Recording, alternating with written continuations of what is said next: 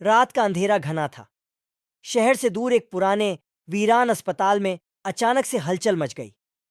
इस अस्पताल का नाम था अलवारा हॉस्पिटल, जो कई सालों से बंद था और अब भूतहा जगह के नाम से जाना जाता था। कहते हैं कि इस अस्पताल में एक डायन का साया है, जो किसी समय अस्पताल में नर्स थी। उसका नाम रुक्मिणी था और वह अपनी सुंदरता और जादुई नज़रों के कारण सबकी नज़र में थी। लेकिन एक दिन उसे एक गंभीर बीमारी हो गई, जिससे उसका चेहरा भयानक हो गया। डॉक्टरों ने उसे बाहर निकाल दिया। रुक्मिणी अपमानित और क्रोधित हो गई। कुछ ही समय बाद वह इस दुनिया से चली गई, लेकिन उसकी आत्मा इस अस्पताल में कैद हो गई।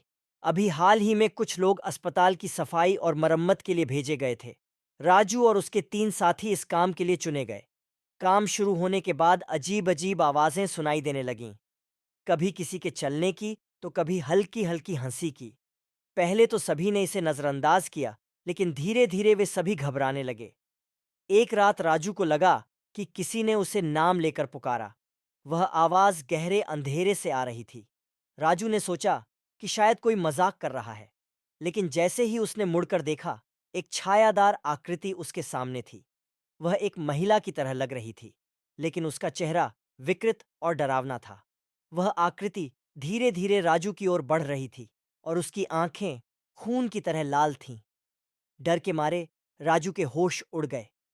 वह भागने की कोशिश करने लगा, लेकिन उसके पैर बंधे से महसूस हो रहे थे। रुक्मिणी की आत्मा उसके सामने आ चुकी थी।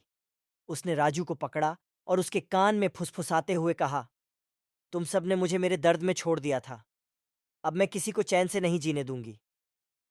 राजू के साथी भी आवाजें सुनकर वहां आ पहुंचे, लेकिन उनके पास पहुंचते ही अस्पताल के दरवाजे और खिड़कियां अपने आप बंद हो गए। कमरे में भयंकर ठंड बढ़ गई और हर तरफ रुक्मिणी का खौफनाक चेहरा दिखाई देने लगा।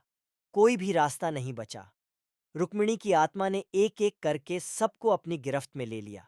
सुबह होते ही अलवारा हॉस्पिटल के बाहर पुलिस और कुछ ग्रामीण लोग जमा हो गए। किसी ने अस्पताल में चीखें सुनी थीं, लेकिन अंदर जाने की हिम्मत किसी में नहीं थी। जब आखिरकार पुलिस ने दरवाजा तोड़ा, तो अंदर सिर्फ 4 लाशें पड़ी थीं।